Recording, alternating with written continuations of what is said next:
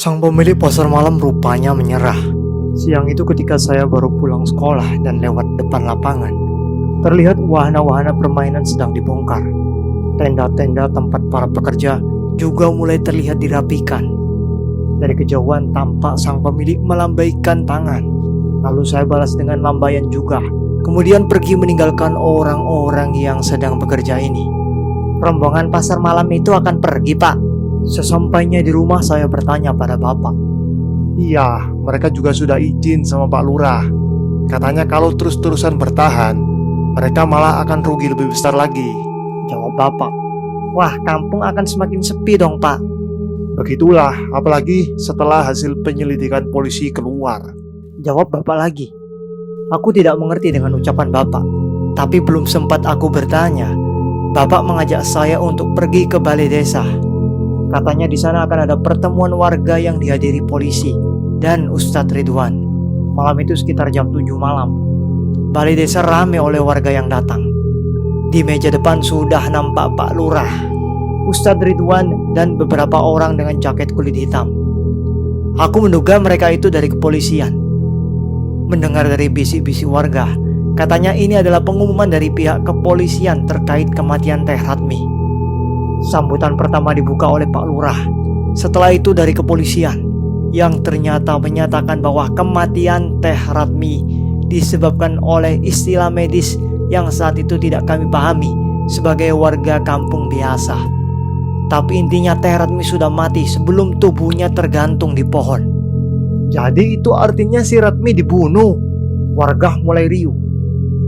Pak Lurah mencoba menenangkan. Lalu Pak Polisi mencoba melanjutkan pembicaraan. Istilah-istilah medis yang rumit kembali diucapkan. Kami ini warga kampung, Pak. Tidak mengerti ucapan-ucapan orang sekolahan kayak gitu. Jadi intinya itu apa? Protes salah satu warga yang kemudian diiyakan warga lainnya. Pak Lurah kembali mencoba menenangkan. Dia mencoba menjelaskan dengan bahasa yang lebih sederhana, yang intinya Teh Ratmi kemungkinan dibunuh dan polisi akan kembali menyelidiki kemungkinan-kemungkinan lainnya sampai kasus ini selesai. Setelah Pak Lurah selesai bicara, selanjutnya Ustadz Ridwan berbicara. Dia mencoba membersihkan nama baiknya. Tuduhan-tuduhan mengenai pengajiannya yang dibilang sesat selama ini oleh orang-orang ternyata tidak benar. Bahwa Teh Ratmi bunuh diri karena stres setelah mengikuti pengajian itu juga tidak benar, katanya. Perbincangan semakin hangat. Warga mulai antusias mengajukan banyak pertanyaan, dan Pak Polisi dengan sabar menjawabnya satu-satu. Namun di balik keriuhan ini, bau amis tercium di hidung. Saya melirik kanan dan kiri, tapi tidak ada warga yang sadar. Apakah cuma saya saja yang mencium bau busuk ini? Di tengah saya mencari sumber bau, seorang perempuan terlihat sedang jongkok di sudut ruangan, mengenakan daster merah motif kembang-kembang. Matanya yang sayu memperhatikan orang-orang yang sedang duduk di meja depan. Senyumnya merekah dari bibirnya yang tampak pucat. Jantung saya berdetak lebih kencang, kaki saya gemetar, dan keringat dingin mulai keluar. Belum sempat saya memalingkan muka, wajah perempuan itu berpaling ke arah saya. Dengan senyuman yang tampak ganjil, bayangan itu kemudian hilang. Keesokan harinya, polisi mulai menyelidiki. Warga ditanya-tanya kembali. Dan dari kabar yang saya dengar, katanya Bang Ratmo digiring ke kantor polisi. Apakah mungkin yang membunuh Teh Ratmi adalah suaminya sendiri? Lalu bagaimana dengan kematian Nenek Isur? Apakah dia dibunuh juga?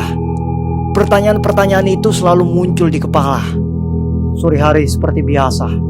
Di warung Mbak Susi terlihat Bang Usman dan bapak-bapak sedang berbincang-bincang. Katanya Bang Usman, ini tadi siang baru pulang dari kantor polisi mengingat dialah orang pertama yang menemukan jasad Teh Ratmi. Saya yang penasaran langsung ikut nimbrung sembari pura-pura membeli gorengan. Banyak banget pertanyaannya. Saya sampai capek. Apalagi pertanyaan yang sama terus diulang-ulang. Pusing kepala saya, kata Bang Usman. Sial betul nasibmu, Man. Sudah mah diteror hantu Ratmi, sekarang malah urusan sama polisi. Hati-hati, bisa-bisa kamu yang dicurigai polisi loh. Jawab salah seorang warga. Hus, sembarangan kamu kalau ngomong. Saya itu cuma kebetulan saja jadi korban keadaan. Saya sudah sejujur-jujurnya memberitahukan apa yang saya tahu, termasuk cerita hantu dan malam kejadian sebelum saya menemukan mayat si Ratmi. Kata Kang Usman kemudian tangannya mengambil gelas kopi. Apakah abang juga menceritakan ketika mendengar langkah kaki di samping rumah? Saya tidak bisa lagi menahan untuk tidak bertanya. Sudah, dan kata polisi langkah kaki yang selama ini saya kira hantu, itu kemungkinan dia pelaku yang membawa jasad si Ratmi untuk digantung. Jawab Bang Usman. Sebentar. Kayaknya kalau diingat-ingat lagi, langkah kaki itu lebih dari satu orang. Memang waktu itu tidak terlalu konsen karena keburu ketakutan. Tapi saya masih ingat suara langkah kaki yang terdengar di samping rumah itu lebih dari satu orang. Soalnya irama langkah kakinya terdengar bersautan. Bang Usman melanjutkan ucapannya. Andai kamu bukan penakut dan malam itu ketika ada suara langkah kaki kamu buru-buru mengintip ke jendela, mungkin masalahnya nggak bakal serumit sekarang. Dan mungkin hantu si Ratmi nggak bakal gentayangan, ucap Mbak Susi. Semua bapak yang ada di sana mengangguk sambil tersenyum mengejek Bang Usman. Kata polisi semalam emang gimana katanya si Ratmi meninggal? Diracun? Apa ditusuk? Perasaan waktu kita lihat mayat si Ratmi nggak ada tanda-tandanya tuh, tanya Mbak Susi. Karena semalam memang dia tidak datang. Kemungkinannya dicekik katanya Mbak. Saya menjawab. Pantesan selama ini hantu si Ratmi kalau ketemu orang suka bilang minta tolong.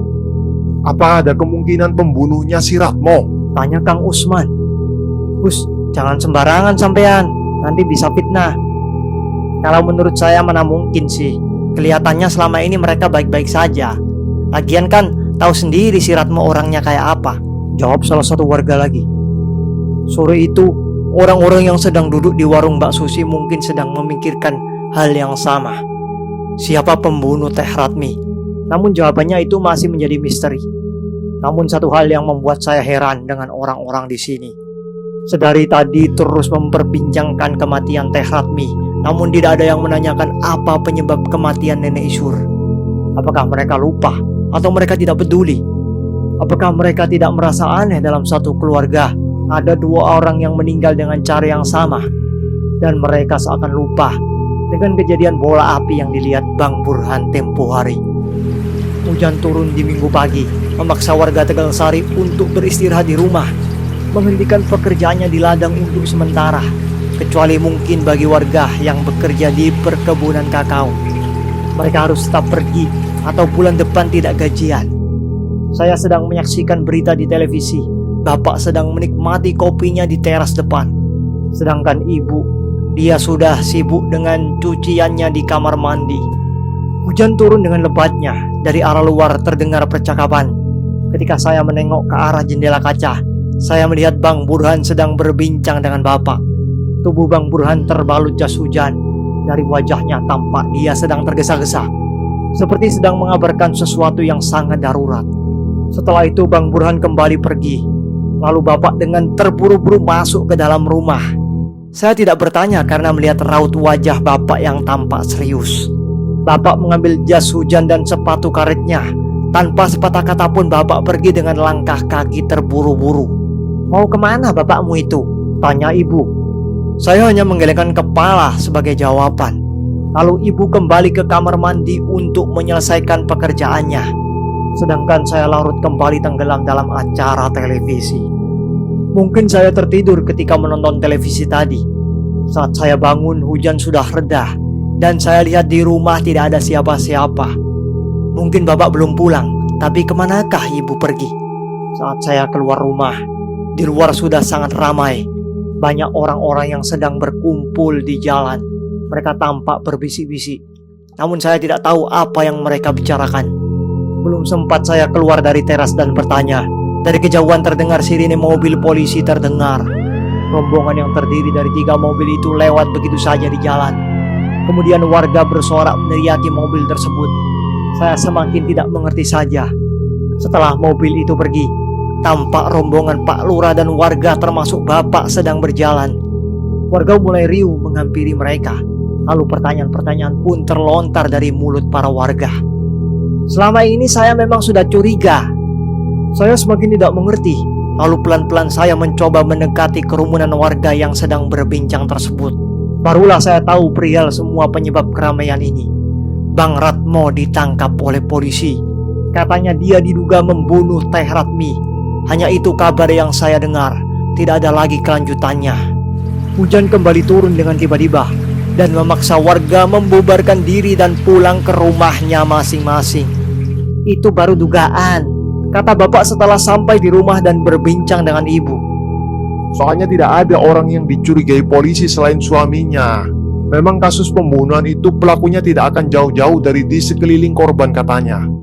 Alasan Ratmo pun yang mengatakan bahwa malam itu Ratmi pergi dari rumah. Tidak ada saksi yang bisa membenarkannya. Lanjut bapak. Terus kalau kematian nenek Isur pak? Tanya ibu. Kalau itu bapak juga tidak tahu, tapi polisi sedang menyelidikinya. Mungkin saja nenek Isur juga dibunuh. Tapi kalau mengingat dia itu ibunya, mana mungkin Ratmo melakukannya juga. Dunia ini sudah gila pak. Memang bapak gak pernah lihat berita antar keluarga saling membunuh bukan hal yang aneh lagi sekarang ini, kata ibu. Ratmo ditangkap polisi tanpa perlawanan. Dia nampak seperti orang kebingungan. Entahlah, bapak juga tidak tahu. Apa itu bentuk kesedihan karena kehilangan semua orang terdekatnya, atau itu bentuk penyesalan akan perbuatannya, kata bapak. Lalu apa motif Bang Ratmo membunuh istrinya pak? Ibu mungkin penasaran. Dugaan polisi katanya ketika ia meminta izin Pak Lurah untuk melakukan penangkapan, malam itu mungkin saja Ratmo bertengkar hebat dengan Ratmi. Tapi bukankah kalau mereka bertengkar ada tetangganya yang mendengar pak? Tapi menurut orang-orang yang tinggal di sekitar rumahnya, bukankah keluarga mereka harmonis-harmonis saja? Jawab ibu. Bapak tidak bisa menjawab pertanyaan tersebut. Terlalu banyak kejanggalan yang belum ia mengerti. Mungkin karena kejadiannya malam, jadi tetangganya sudah pada tidur bu. Aku mencoba asal menjawab. Lalu alasan Ratmo melakukannya dan bagaimana kejadiannya? Tanya ibu.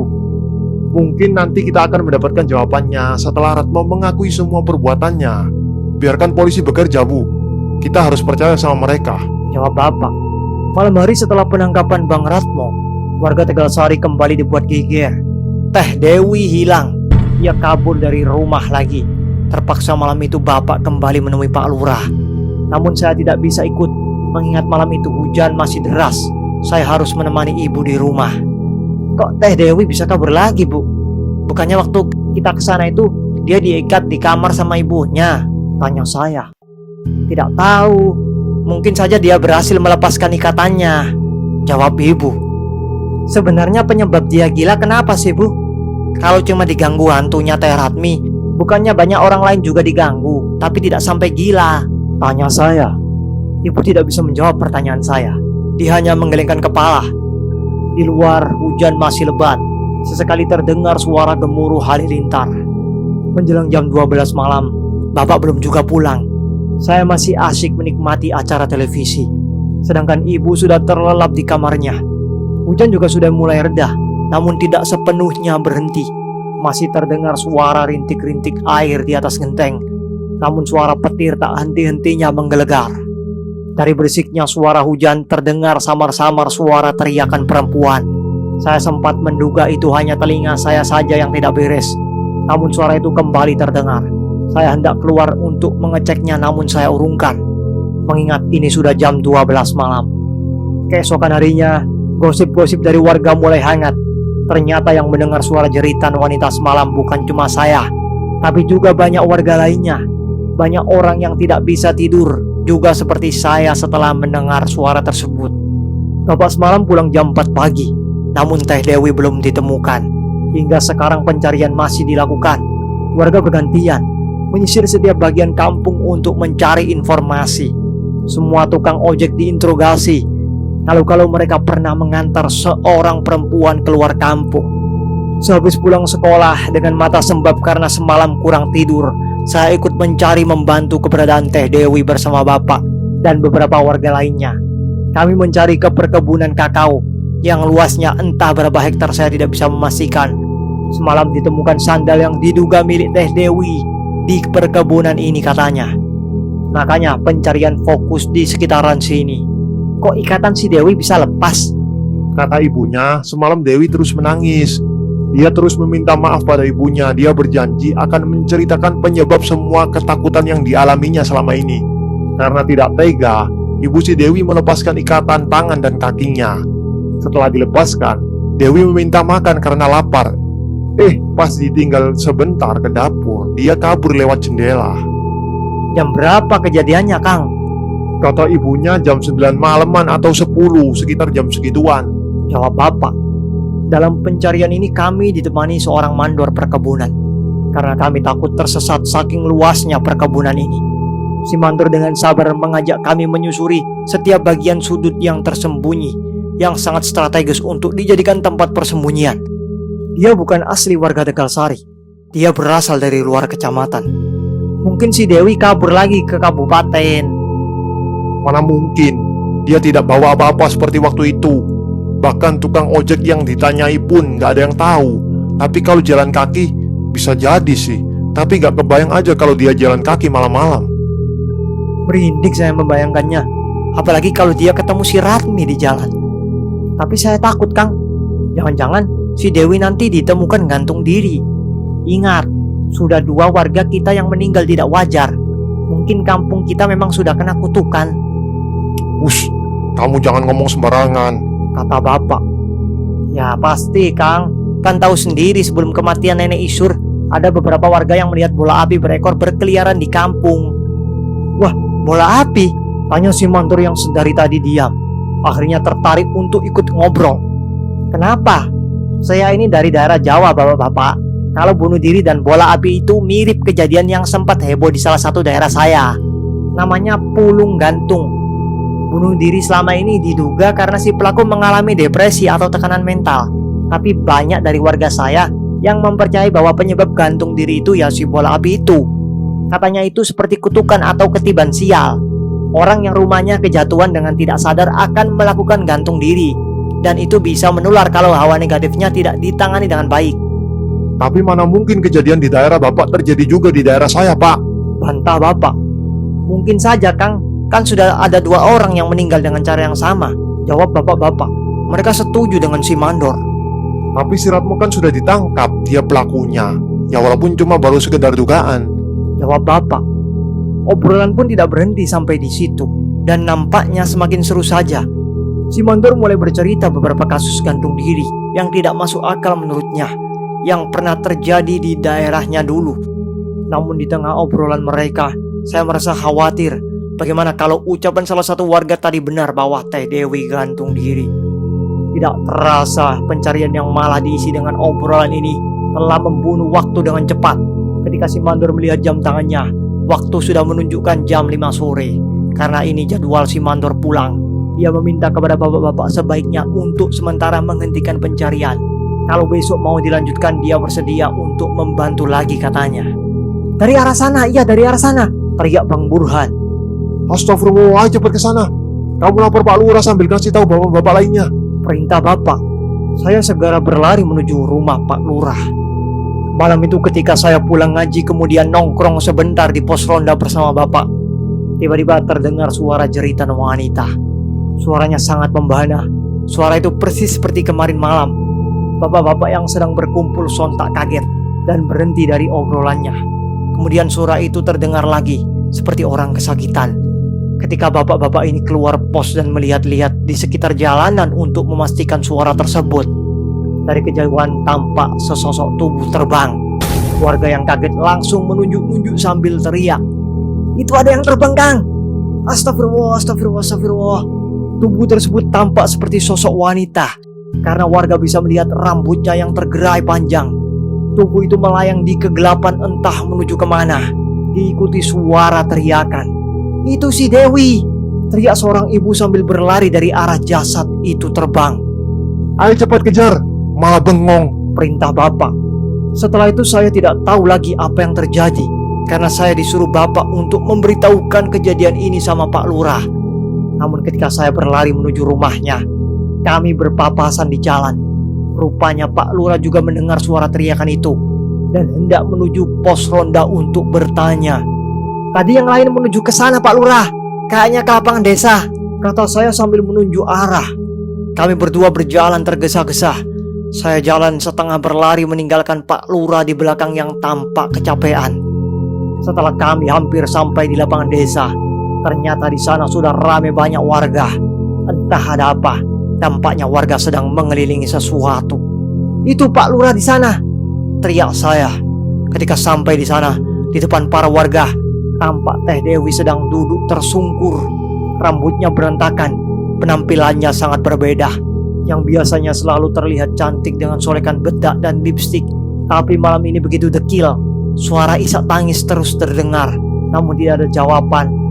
Namun tidak ada satupun warga yang berani mendekatinya. Kenapa? Karena di sampingnya terlihat sosok wanita mengenakan daster merah dengan motif kembang-kembang. Wajahnya terlihat pucat dengan hiasan urat-urat biru di sekeliling wajahnya. Matanya tampak cekung dengan bulatan hitam di sisinya. Bibirnya tampak kering dan hitam, namun yang paling jelas, bekas jeratan di lehernya terlihat. Semua orang tampak familiar dengan sosok itu. "Jangan mencoba kabur lagi. Ceritakan semuanya pada mereka, Dewi," kata sosok di samping Teh Dewi tersebut. Semua warga terdiam, bersiap mendengarkan kata yang akan keluar dari mulut Teh Dewi. Sambil mencoba menahan tangisannya, Teh Dewi mencoba berbicara, tapi terlihat tangan dan kakinya gemetar. Mungkin dia sedang ketakutan. "Ceritakan!" Malam itu Teh Dewi bercerita kepada warga dengan suara yang terbata-bata dan bibir yang bergetar karena dia tidak bisa berhenti menangis. Susah sekali kami memahaminya karena suaranya kadang terdengar, kadang tidak karena samar suara tangisan. Tapi akan saya ceritakan dengan lebih sederhana agar lebih mudah dipahami. Malam itu Teh Dewi baru pulang manggung dari tempat yang jauh. Dia diantar bosnya naik mobil, tapi karena mobil tidak bisa masuk gang kecil, maka dia turun di pinggir jalan. Dengan membawa koper kecil berisi pakaian bekas manggungnya, dia berjalan menyusuri jalanan kampung. Jarak rumahnya masih jauh. Bosnya memberikan tawaran untuk menemaninya, tapi Teh Dewi menolaknya. Keadaan kampung sepi, tidak ada jadwal ronda. Mungkin saja para warga sudah terlelap dalam tidurnya. Kecapean setelah seharian bekerja di perkebunan maupun di ladang. Ketika berjalan melewati salah satu pelataran rumah warga, Teh Dewi melihat dua orang sedang berjalan ke arahnya. Dia tidak melihatnya dengan jelas, hanya samar-samar saja. Namun ketika Teh Dewi hendak berteriak menyapa, kedua sosok itu tiba-tiba berbelok arah tampaknya. Mereka sadar bahwa Teh Dewi sedang memperhatikan. Didorong oleh rasa penasaran, Teh Dewi segera berlari kecil bermaksud mengintip kedua orang tadi. Dilihatnya sosok laki-laki sedang berjalan. Sosok di depannya dia tidak bisa melihat dengan jelas. Rupanya rasa penasaran telah mengalahkan rasa takut. Teh Dewi mencoba mengikuti diam-diam dua sosok mencurigakan itu dari belakang. Teh Dewi pikir mereka pencuri, namun dia tidak berani untuk berteriak karena dia belum bisa memastikan. Tidak terasa sambil menjinjing koper, Teh Dewi mengikuti mereka cukup jauh. Saat melewati rumah Bang Usman, barulah Teh Dewi melihat dengan jelas sosok yang berjalan paling depan itu adalah sosok perempuan yang dia sangat mengenalnya. Itu adalah Teh Ratmi, tapi dia tidak mengenal siapa sosok lelaki yang mengikutinya dari belakang. Kemudian mereka duduk di tempat gelap, persis di depan perkebunan kakao. Diam-diam, Teh Dewi masuk ke dalam semak-semak. Sambil mengintip mereka berdua, Teh Dewi mencoba memperhatikan wajah si lelaki karena dia belum pernah melihat sebelumnya. Teh Ratmi dengan lelaki misterius itu tampak sedang berbincang. Namun sayang, Teh Dewi tidak bisa mendengarnya. Teh Dewi pikir ini bakal menjadi gosip yang hangat.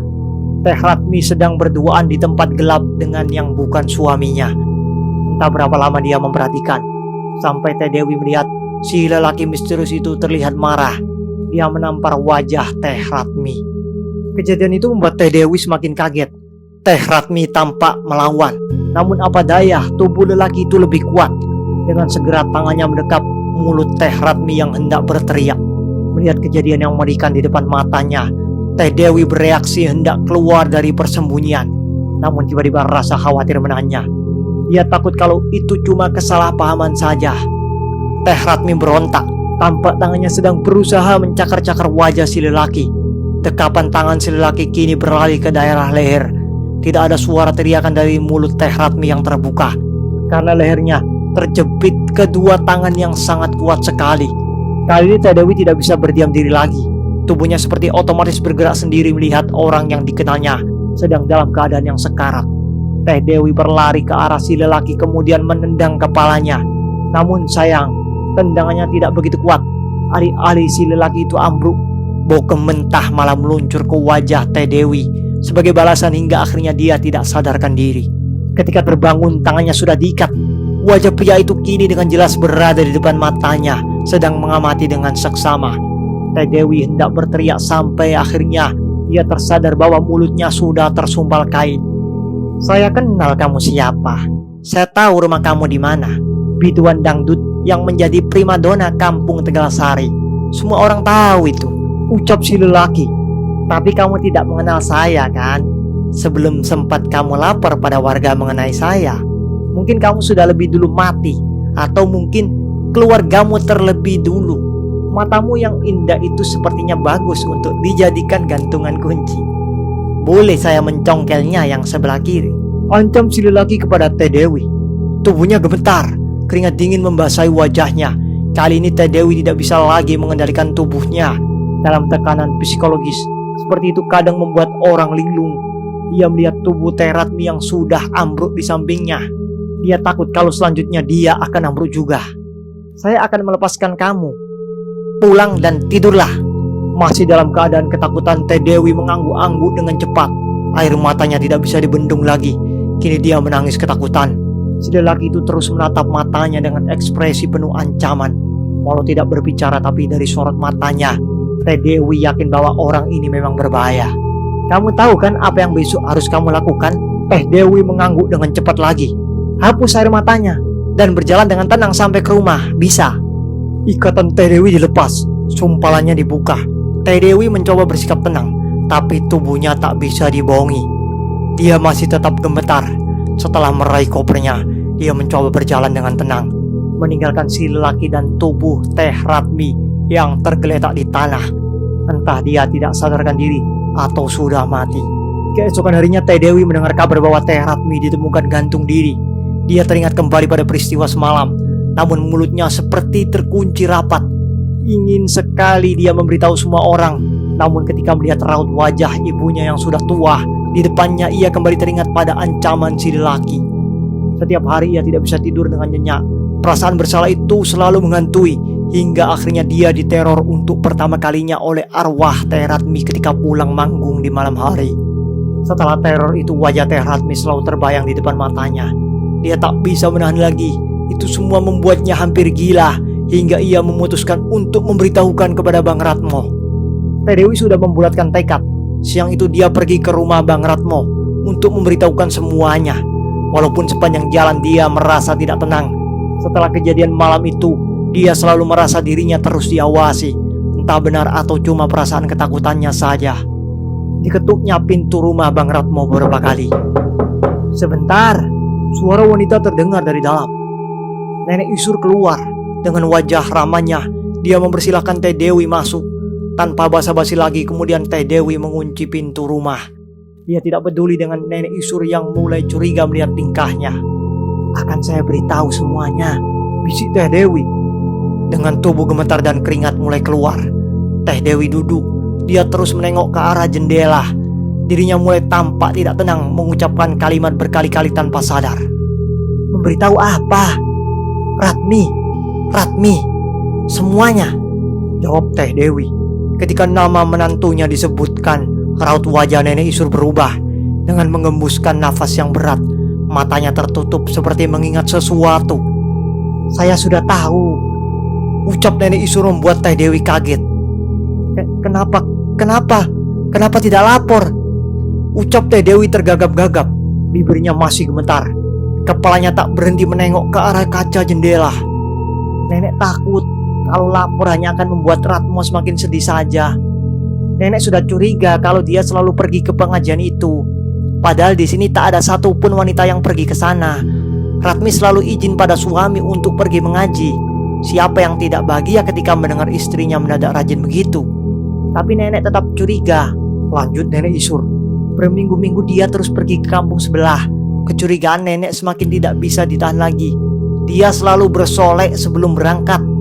Tentu tidak ada yang salah ketika seorang wanita bersolek, tapi itu bukan diri Ratmi yang sebenarnya. Nenek pernah mengajukan diri untuk ikut ke pengajiannya, namun dia melarang dengan dalih takut nenek kecapean. Maka hari itu nenek memutuskan untuk mengikutinya diam-diam.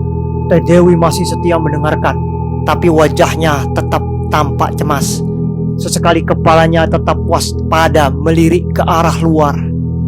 Hingga akhirnya nenek tahu, diam-diam sepulang mengaji, dia selalu diantar seorang lelaki. Namun anehnya, mereka bukan lewat jalan besar, tapi lewat jalan perkebunan. Sore hari tentu saja sepi karena orang-orang sudah pulang ke rumahnya. Dan itu bukan sekali dua kali, tapi berkali-kali.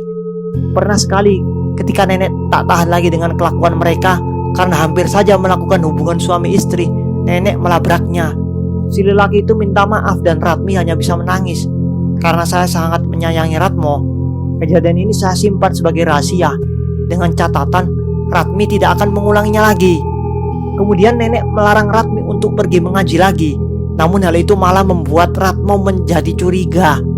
Akhirnya saya mengizinkannya. Sambil diam-diam nenek tetap mengikutinya. Tapi kali ini nenek tidak pernah melihat Ratmi berjalan dengan lelaki itu lagi. Apakah mereka sudah benar-benar berubah atau mencari tempat persembunyian baru? Nenek juga tidak tahu. Hingga sore itu sebelum Ratmi gantung diri, Ratmi berbicara kepada nenek. Selama ini dia masih tetap berhubungan dengan lelaki itu. Tapi katanya malam itu dia berjanji akan mengakhiri semuanya. Dia meminta maaf dan sangat menyesal. Dia sangat mencintai Ratmo dan berjanji tidak akan lagi mengkhianatinya. Selama ini dia khilaf. Dia meminta bantuan nenek untuk berbohong kepada Ratmo bahwa dirinya akan menginap barang sehari di rumah teman barunya di kampung sebelah. Alasannya malam itu ada pengajian. Nah, tanpa rasa curiga, Ratmo mengizinkan. Mungkin dia khawatir juga kalau istrinya pulang malam-malam dari kampung sebelah. Sebelumnya Ratmo menawarkan diri untuk mengantarkannya atau menjemputnya, tapi Ratmi menolak. Saya sudah curiga bahwa Ratmi memang akan mengakhiri hidupnya. Mungkin dia menyesal telah mengkhianati suaminya. Sore hari dia meminta maaf kepada nenek dengan menangis terseduh-seduh. Mungkin itu semacam pesan perpisahan. Tapi nenek tidak pernah membicarakan ini kepada Ratmo. Nenek takut dia terpukul 2 kali. Jadi nenek minta kepada kamu, kalau tahu perselingkuhan Ratmi, jangan pernah memberitahu siapapun. Nenek mohon, ucap nenek Isur. Teh Dewi merasa kaget dengan penjelasan nenek Isur. Sebuah rahasia telah didengarnya, tapi bukan itu yang hendak ia beritahukan kepada nenek Isur. Nenek merasa bersalah karena telah memarahi Ratmi. Seharusnya waktu itu nenek tegur dia baik-baik. Mungkin dia merasa tidak nyaman setiap hari harus selalu melihat tatapan nenek yang penuh rasa curiga. Kini nenek menyesal. Nenek merasa bahwa nenek sekarang seperti orang pembunuh orang secara tidak langsung. Rasanya nenek pengen mati saja karena penyesalan ini. Nenek Isur tak bisa lagi menahan air matanya. Bukan begitu, Nek, bukan. Teh Dewi menyanggah. Tiba-tiba terdengar suara ketukan di pintu masuk. Teh Dewi langsung merasa dirinya terancam. Nenek Isur langsung menghapus air matanya dan langsung berjalan untuk membuka pintu. Di luar tampak Bu Lastri. Seperti biasanya, setiap minggu dia menagih uang kreditan. Teh Dewi merasa takut. Apakah tadi Bu Lastri dengar? Apakah dia sudah berdiri lama di sana? Teh Dewi pamitan dan dengan terburu-buru dia berjalan pulang. Dia merasa gelisah, selalu merasa sedang diawasi. Sesampainya di rumah, dia semakin paranoid. Takut kalau lelaki itu mengikutinya dari belakang. Takut kalau lelaki itu sebenarnya tadi mendengarkan percakapan nenek Isur dengan dirinya. Ketakutan-ketakutan yang tidak bisa lagi dia tahan membuat niat untuk pergi dari rumah muncul begitu saja. Maka Teh Dewi segera memasukkan beberapa pakaian ke dalam kopernya. Berhari-hari Teh Dewi mengurung diri di sebuah kamar hotel melati. Dia tidak berani keluar. Namun dia juga gelisah karena dia telah meninggalkan ibunya seorang diri di rumah. Tapi baginya ini lebih baik. Setidaknya dia belum membeberkan rahasianya. Dia sudah tidak tahan lagi tinggal di kampung Tegal Sari. Selalu diteror Ratmi. Sampai akhirnya Teh Dewi ditemukan polisi dan dibawa pulang kembali. Dia semakin paranoid karena melihat lelaki itu di antara kerumunan warga yang datang ke rumahnya untuk menjenguk. Dia semakin gila saja. Apalagi setiap malam, bayang-bayang wajah Ratmi selalu muncul di kaca jendela kamarnya. Maafkan saya, maaf. Seharusnya saya memberitahukan semuanya, tapi saya takut. Ucap Teh Dewi sambil menangis terseduh-seduh mengakhiri ucapannya. Warga Tegal Sari kembali beraktivitas seperti biasa. Seolah-olah mereka melupakan begitu saja kejadian di lapangan desa tempo hari. Tapi saya yakin dalam ingatan mereka akan selalu membekas sosok Ratmi yang telah mati itu menjelma di depan mata. Mungkin kalau mereka akan menceritakannya pada anak cucu, walaupun anak cucunya mungkin menganggap bahwa cerita tersebut hanya sebuah mitos belaka. Tapi warga yang melihat malam itu sebuah kejadian nyata yang akan selalu membekas di kepalanya. Bang Ratmo pun sudah bebas. Perlahan-lahan dia mulai menata hidupnya kembali, walaupun dia harus menerima kenyataan pahit bahwa istrinya dibunuh dan ibunya mati gantung diri. Tapi saya yakin dia lelaki kuat dan bisa melewati semuanya. Para tetangga akhirnya banyak yang bersimpati, ikut membantu memulihkan jiwa rapuhnya agar tegar kembali. Namun ada satu peristiwa yang warga lewatkan. Bola api itu masih tetap menjadi pertanyaan. Apakah itu memang benar-benar sebuah benda atau makhluk yang mendorong manusia untuk melakukan gantung diri? Ataukah itu cuma sebagai pertanda alam akan terjadinya musibah? Tidak ada yang tahu. Memang kita sebaiknya tak usah serba tahu. Biarlah alam tetap menyimpan misterinya. Malam itu sepulang ngaji, saya ikut nimbrung di pos ronda bersama Bapak dan Pak Lurah juga warga lainnya. Kini rasa takut sudah mulai hilang secara perlahan. Warga kembali ke kehidupan normalnya. Saya sudah curiga waktu dia datang ke rumah. Kalau nggak salah ya, diam saja. Saya sudah merasa aneh kok ada orang mau mengeluarkan uang untuk membersihkan nama baiknya. Mengingat dia itu bukan pejabat ataupun artis. Ucap Pak Lurah. Kok mereka bisa selingkuh gitu? Memang kenal di mana? Ya mungkin karena sering bertemu. Si Ratmi itu kan lumayan cantik. Mungkin saja lelaki itu tukang kibul, asal-usul dari kotanya juga nggak jelas. Tapi saya masih nggak nyangka. Saya cukup kenal setelah dia sering datang ke rumah Pak Lurah. Orangnya ramah, juga nampaknya baik banget, kata Bapak. Ya elah Kang, di zaman yang udah gila seperti ini semua bisa terjadi. Lihat aja berita tiap hari. Orang pintar ya mungkin gitu, memposisikan diri seolah-olah korban padahal dia pelaku. Kita ini cuma orang-orang dusun. Jadi kalau ada orang baik dikit atau pintar dikit, kita langsung kagum, kata Pak Lurah. Obrolan masih tetap berlanjut. Kali ini membahas persiapan musim panen padi yang akan segera tiba. Rencana acara syukuran kampung pun sempat diusulkan salah satu warga. Namun mata saya sudah tidak kuat lagi, mengingat ini sudah hampir jam 9 malam. Saya pamit pada Bapak untuk pulang duluan. Di perjalanan pulang dengan mata setengah mengantuk, dari kejauhan samar-samar terlihat sebuah cahaya. Semakin lama cahaya itu semakin mendekat, dan ketika benda misterius itu lewat di atas kepala, saya bisa memastikan bahwa itu adalah bola api yang memiliki ekor. Apakah benda itu yang dilihat Bang Burhan dan Bu Lastri? Sekarang penasaran, saya mengikutinya. Rasa kantuk saya hilang seketika. Bola api itu kini diam di atas rumah warga. Saya setengah berjongkok mengintip di balik pohon mangga. Kemudian bola api itu seperti tenggelam ke bawah rumah, lenyap begitu saja. Tidak ada ledakan ataupun api yang berkobar. Di dalam rumah itu tampak tenang-tenang saja, tidak ada kegaduhan. Saya baru tersadar ketika melihat rumah itu dengan seksama. Bukankah itu rumah Teh Dewi? Tamat. Selesai sudah cerita misteri kali ini. Sampai jumpa di konten cerita misteri lainnya. Saya Syafiq Karim pamit undur diri. Subhanakallahumma bihamdika asyhadu an la ilaha illa anta astaghfiruka wa atubu ilaik. Wassalamualaikum warahmatullahi wabarakatuh.